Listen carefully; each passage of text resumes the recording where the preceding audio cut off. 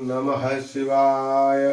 श्री द्वादश ज्योतिर्लिंगम स्तोत्र, जो अपनी भक्ति प्रदान करने के लिए अत्यंत रमणीय तथा निर्मल सौराष्ट्र प्रदेश काठियावाड़ में दयापूर्वक अवतीर्ण हुए हैं।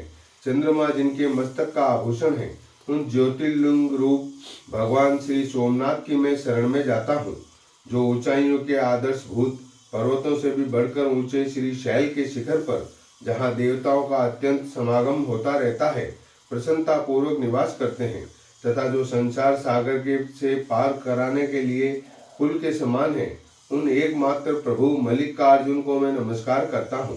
संत जनों को मोक्ष देने के लिए जिन्होंने अवंतीपुरी उज्जैन में अवतार धारण किया है, उन महाकाल नाम से विख्यात महादेव जी को मैं अकाल मृत्यु से बचने के लिए नमस्कार करता हूँ।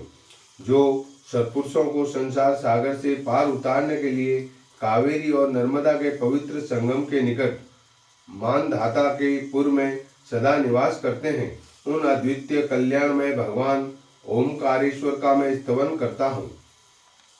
जो पूर्वोत्तर दिशा में चिता भूमि वैद्यनाथ धाम के भीतर सदा ही गिरिजा के साथ निवास करते हैं, देवता और असुर जिनके चरण कमलों की आराधना करते हैं, उन श्री वैद्यनाथ को मैं प्रणाम करता हूँ।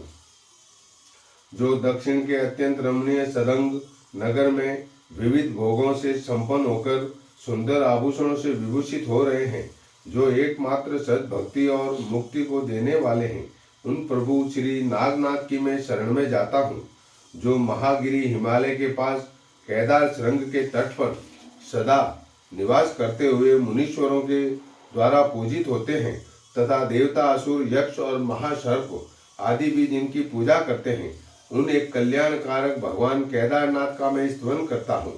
जो गोदावरी तट के पवित्र देश में सहर्य पर्वत के विमल शिखर पर वास करते हैं, जिनके दर्शन से तुरंत ही पातक नष्ट हो जाता है, उन श्री त्रयंबकेश्वर का मैं स्तवन करता हूँ।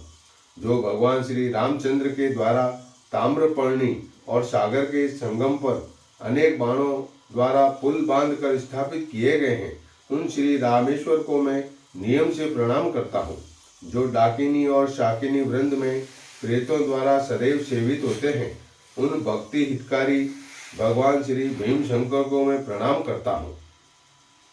जो स्वयं आनंद कंद है और आनंद पूर्वक आनंदवन काशी क्षेत्र में वास करते हैं, जो पाप समूह को नाश करने वाले हैं, उन अनाथों के नाथ काशीपति श्री विश्वनाथ की मैं शरण में जाता हूँ। जो इलाहापुर के सुरम्य मंदिर में विराजमान होकर समस्त जगत के आराधनीय हो रहे हैं, जिनका स्वभाव बड़ा ही उदार है, उन घृष्णेश्वर नामक ज्योतिर्मय भगवान शिव की मैं शरण में जाता हूँ। यदि मनुष्य क्रमशः कहे गए इन 12 ज्योतिर्मय शिवलिंगों के स्तोत्र का भक्तिपूर्वक पाठ करे, तो इनके दर्शन से होने वाले फल को प्राप्त कर लेता है। इस प्रकार श्री शंकराचार्य रचित द्वादश ज्योतिर्लिंग स्तोत्र संपूर्ण हुआ। ओम नमः शिवाय।